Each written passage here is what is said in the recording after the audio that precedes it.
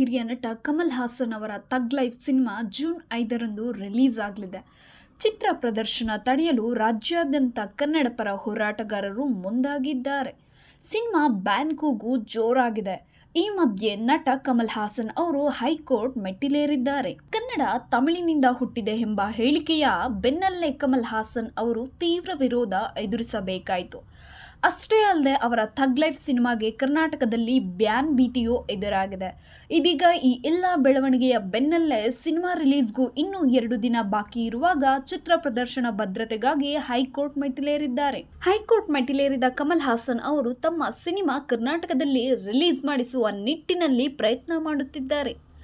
ತಮಿಳು ಭಾಷೆಯಿಂದ ಕನ್ನಡ ಹುಟ್ಟಿದ್ದು ಎಂಬ ವಿವಾದಾತ್ಮಕ ಹೇಳಿಕೆ ವಿಚಾರದಿಂದ ಸಾಕಷ್ಟು ವಿವಾದದಲ್ಲಿ ಸಿಕ್ಕಿ ಹಾಕಿಕೊಂಡಿರುವ ಉಳಗ ನಾಯಕನ 300 ಕೋಟಿ ಬಜೆಟ್ನ ಮೂವಿಗೆ ಸ್ವಂತ ನಟನು ಬಂಡವಾಳ ಹಾಕಿದ್ದಾರೆ. ರಾಜ್ಯದಲ್ಲಿ ಥಗ್ ಲೈಫ್ ಸಿನಿಮಾ ಬಿಡುಗಡೆ ಹಾಗೂ ಪ್ರದರ್ಶನಕ್ಕೆ ಭಾರೀ ವಿರೋಧ ಹಿನ್ನೆಲೆಯಲ್ಲೇ ನಟ ನಿರ್ಮಾಪಕನಾಗಿ ಕಮಲ್ ಹಾಸನ್ ಹೈಕೋರ್ಟ್ ಮೆಟ್ಟಿಲೇರಿದ್ದಾರೆ.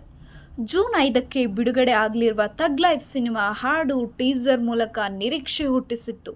ಆದರೆ ಕರ್ನಾಟಕದಲ್ಲಿ ಸಿನಿಮಾಗೆ ವಿರೋಧ ವ್ಯಕ್ತವಾಗುತ್ತಿರುವ ಬೆನ್ನಲ್ಲೇ ಚಿತ್ರ ಪ್ರದರ್ಶನ ತಡೆಯದಂತೆ ಸರ್ಕಾರ, ಪೊಲೀಸ್ ಇಲಾಖೆ ಹಾಗೂ ಚಲನಚಿತ್ರ ವಾಣಿಜ್ಯ ಮಂಡಳಿಗೆ ನಿರ್ದೇಶಿಸಬೇಕೆಂದು ಕಮಲ್ ಹಾಸನ್ ಅವರು ಕರ್ನಾಟಕ ಹೈಕೋರ್ಟ್ಗೆ ಅರ್ಜಿ ಸಲ್ಲಿಸಿದ್ದಾರೆ. ಕಮಲ್ ಹಾಸನ್ ಅವರು ವಿವಾದ ಮಾಡಿಕೊಂಡು ಕ್ಷಮೆ ಕೇಳಲು ರೆಡಿ ಇಲ್ಲ.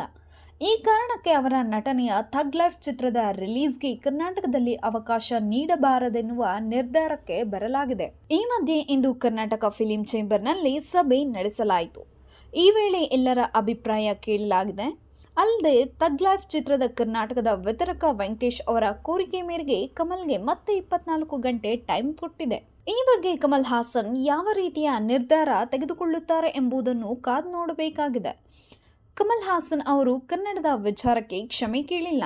ಈಗ ಅವರಿಗೆ ಮತ್ತೆ 24 ಗಂಟೆ ಟೈಮ್ ಕೊಡಲಾಗಿದೆ. ಈ ಬಗ್ಗೆ ಫಿಲ್ಮ್ ಚೇಂಬರ್ ಅಧ್ಯಕ್ಷ ನರಸಿಂಹುಲು ಮಾಹಿತಿ ನೀಡಿದ್ದಾರೆ. ಕಮಲ್ ಹಾಸನ್ ಕ್ಷಮೆ ಕೇಳೋ ಚಾನ್ಸೇ ಇಲ್ಲ ಎಂದು ಅನಿಸುತ್ತದೆ.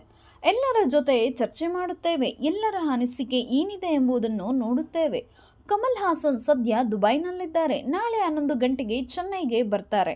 ಮಧ್ಯಾಹ್ನ 12 ಗಂಟೆ ತನಕ ಟೈಮ್ ಕೊಡಿ ಅಂತ ವಿತರಕರು ಕೇಳಿದ್ದಾರೆ ಎಂದಿದ್ದಾರೆ ನರಸಿಂಹುಲು. ಈ ಮೂಲಕ ನಾಳೆಯವರೆಗೆ ಕಮಲ್ ಹಾಸನ್ಗೆ ಗಡುವು ಕೊಟ್ಟಂತೆ ಆಗಿದೆ.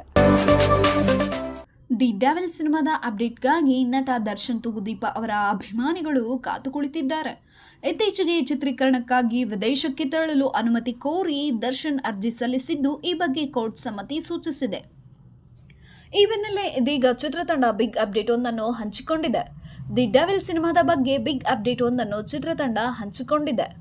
ನಟ ದರ್ಶನ್ ನಟನೆಯ ದಿ ಡೆವಿಲ್ ಸಿನಿಮಾದ ವಿಶೇಷ ಪೋಸ್ಟರ್ ಒಂದನ್ನು ಬಿಡುಗಡೆ ಮಾಡಲಾಗಿದೆ. ಅಂಬರೀಶ್ ಅಭಿನಯದ ಅಂತ ಸಿನಿಮಾದಲ್ಲೇ ಕನ್ವರ್ಲಾಲ್ ಆಗಿ ರೆಬಲ್ ಸ್ಟಾರ್ ಮಿಂಚಿದ್ದರು.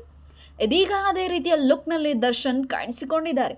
ಹೌದು, ದಿ ಡೆವಿಲ್ ಚಿತ್ರತಂಡ ಹಂಚಿಕೊಂಡಿರುವ ಹೊಸ ಪೋಸ್ಟರ್ನಲ್ಲಿ ಅಂಬರೀಶ್ ಅವರ ಕನ್ವರ್ಲಾಲ್ ಪಾತ್ರದ ಗೆಟಪ್ನಲ್ಲಿ ದರ್ಶನ್ ಎಂಟ್ರಿ ಕೊಟ್ಟಿದ್ದಾರೆ. ತೈಟ್ ಕನ್ವರ್ಲಾಲ್ ಪಾತ್ರದಲ್ಲಿನ ಅಂಬರೀಶ್ ಅವರ ರೀತಿಯೇ ಗಡ್ಡ ಬಿಟ್ಟು ಕೈಯಲ್ಲಿ ಸಿಗರೇಟ್ ಹಿಡಿದು ಪೋಸ್ಟರ್ನಲ್ಲಿ ದರ್ಶನ್ ವಿಭಿನ್ನವಾಗಿ ಕಾಣಿಸಿಕೊಂಡಿದ್ದಾರೆ. ದಿ ಡೆವಿಲ್ ಸಿನಿಮಾದ ಮಾತಿನ ಭಾಗ ಸಂಪೂರ್ಣವಾಗಿ ಮುಗಿದಿದೆ ಎಂದು ಚಿತ್ರತಂಡ ಅನೌನ್ಸ್ ಮಾಡಿದೆ. ಉಳಿದ ಕೆಲಸಗಳನ್ನೆಲ್ಲ ಮುಗಿಸಿ ಆದಷ್ಟು ಬೇಗ ತೆರೆಗೆ ಬರಲು ಚಿತ್ರತಂಡ ಪ್ಲಾನ್ ಮಾಡಿಕೊಂಡಿದೆ. ಕಲರ್ಸ್ ಕನ್ನಡ ವಾಹಿನಿಯಲ್ಲಿ ಪ್ರಸಾರವಾಗುತ್ತಿದ್ದ ಸೃಜನ್ ಲೋಕೇಶ್ ನೇತೃತ್ವದ ಮಜಾ ಟಾಕೀಸ್ ದಿಢೀರ್ ಮುಕ್ತಾಯವಾಗಿದೆ. ಕೇವಲ 32 ಎಪಿಸೋಡ್ಗಳಿಗೆ ಮಜಾ ಟಾಕೀಸ್ ಎಂಡ್ ಆಗಿದೆ. ಏಕಾಏಕಿ ಮಜಾ ಟಾಕೀಸ್ ಕಾರ್ಯಕ್ರಮವನ್ನು ಸೃಜನ್ ಲೋಕೇಶ್ ನಿಲ್ಲಿಸಿದ್ಯಾಕೆ? ಈ ಬಗ್ಗೆ ಇನ್ಸ್ಟಾಗ್ರಾಮ್ ಲೈವ್ಗೆ ಬಂದ ಸೃಜನ್ ಲೋಕೇಶ್ ಕೆಲವು ವಿಷಯಗಳನ್ನು ಹೇಳಿದ್ದಾರೆ. ಕಲರ್ಸ್ ಕನ್ನಡ ವಾಹಿನಿಯ ಇನ್ಸ್ಟಾಗ್ರಾಮ್ ಅಕೌಂಟ್ನಲ್ಲಿ ಲೈವ್ಗೆ ಬಂದ ಸೃಜನ್ ಲೋಕೇಶ್ ಮಜಾ ಟಾಕೀಸ್ ಮುಗಿಯೋದಕ್ಕೆ ಫಾರ್ಮ್ಯಾಟ್ ಕಾರಣ ಎಂದು ತಿಳಿಸಿದ್ದಾರೆ. ಲೈವ್ನಲ್ಲಿ 10 ವರ್ಷಗಳ ಹಿಂದೆ ಮಜಾ ಟಾಕೀಸ್ ಶುರು ಮಾಡಿದಾಗ ಈ ಮಟ್ಟಕ್ಕೆ ಹೋಗುತ್ತದೆ ಎಂದ್ಕೊಂಡಿರಲಿಲ್ಲ. ಮುಂಚೆ 100 ಎಪಿಸೋಡ್ಗಳನ್ನು ಮಾಡಿದ್ದೇನೆ. ಈಗ 32 ಎಪಿಸೋಡ್ಗೆ ಎಂಡ್ ಆಗಿದೆ. ಯಾಕೆ ಅಂದರೆ ಒಂದು ಫಾರ್ಮ್ಯಾಟ್ ಇರುತ್ತದೆ. ಫಾರ್ಮ್ಯಾಟ್ಗೆ ತಕ್ಕಂತೆ ನಾವು ನಡೆಯಲೇಬೇಕು. ತಾಳಕ್ಕೆ ತಕ್ಕಂತೆ ಕುಣಿಯಲೇಬೇಕು. ಕನ್ನಡ ಸಿನಿಮಾಗಳನ್ನು ದಯವಿಟ್ಟು ಬೆಳೆಸಿ ಎಂದು ಸೃಜನ್ ಲೋಕೇಶ್ ಹೇಳಿದ್ದಾರೆ. 10 ವರ್ಷಗಳಿಂದ ನೀವು ಮಜಾ ಟಾಕೀಸ್ನ ಪ್ರೀತಿಸಿದ್ದೀರಾ, ಬೆಂಬಲ ಕೊಟ್ಟಿದ್ದೀರಾ. ನಮ್ಮ ಪ್ರತಿಯೊಂದು ಹಂತದಲ್ಲೂ ಬೆಂಬಲ ಕೊಟ್ಟಿದ್ದೀರಾ. ಥ್ಯಾಂಕ್ ಯು ವೆರಿ ಮಚ್ ಎಂದು ಶೋ ಬಗ್ಗೆ ಸೃಜನ್ ಲೋಕೇಶ್ ಎಮೋಷನಲ್ ಆಗಿ ಮಾತನಾಡಿದರು. ವಾಯುನಟ ಕಮಲ್ ಹಾಸನ್ ಅವರು ಕನ್ನಡದ ಬಗ್ಗೆ ನೀಡಿರುವ ವಿವಾದಾತ್ಮಕ ಹೇಳಿಕೆ ದೊಡ್ಡ ಸಂಚಲನವನ್ನು ಉಂಟುಮಾಡಿದೆ. ಕರ್ನಾಟಕದಲ್ಲಿ ಅವರ ಸಿನಿಮಾಗಳನ್ನು ಬ್ಯಾನ್ ಮಾಡಬೇಕು ಎಂಬ ಆಗ್ರಹ ಕೇಳಿಬಂದಿದೆ. ತಮಿಳಿನಿಂದ ಕನ್ನಡ ಹುಟ್ಟಿದೆ ಎಂಬ ಅವರ ಹೇಳಿಕೆಗೆ ವ್ಯಾಪಕ ಆಕ್ರೋಶ ವ್ಯಕ್ತವಾಗಿದ್ದು, ಮುಂಬರುವ ಅವರ ತಗ್ ಲೈಫ್ ಸಿನಿಮಾವನ್ನು ಬ್ಯಾನ್ ಮಾಡುವಂತೆ ಆಗ್ರಹಿಸಲಾಗಿದೆ. ಈ ನಡುವೆ ಕಮಲ್ ಹೇಳಿಕೆಗೆ ನಟ ವಿನೋದ್ ಪ್ರಭಾಕರ್ ಪ್ರತಿಕ್ರಿಯೆ ನೀಡಿದ್ದಾರೆ. ಕಮಲ್ ಹಾಸನ್ ಅವರು ಬಹಳ ದೊಡ್ಡ ನಟರು, ನಮ್ಮಿಂದ ಅವರು ಹೇಳಿಸಿಕೊಳ್ಳಬಾರದು. ಅವರು ನೀಡಿದ್ದ ಹೇಳಿಕೆಯನ್ನು ಪ್ರೀತಿಯಿಂದ ಹೇಳಿದೆ ಅಂತ ಅವರು ಸಮರ್ಥಿಸಿಕೊಂಡಿದ್ದಾರೆ. ಅದೇ ಥರ ನಾವು ಕೂಡ ಪ್ರೀತಿಯಿಂದ ಕೇಳುತ್ತಿದ್ದೇವೆ, ಕ್ಷಮೆ ಕೇಳಿ ಎಂದು. ನಮ್ಮ ಭಾಷೆ ಬಗ್ಗೆ ಪದೇ ಪದೇ ಈ ರೀತಿ ಆಗುತ್ತಿರುವುದು ನಮಗೆ ಬೇಸರ ಉಂಟಾಗುತ್ತದೆ. ನಮ್ಮ ಭಾಷೆ ಆಟದ ವಸ್ತುವಲ್ಲ ಎಂದು ವಿನೋದ್ ಪ್ರಭಾಕರ್ ಹೇಳಿದ್ದಾರೆ.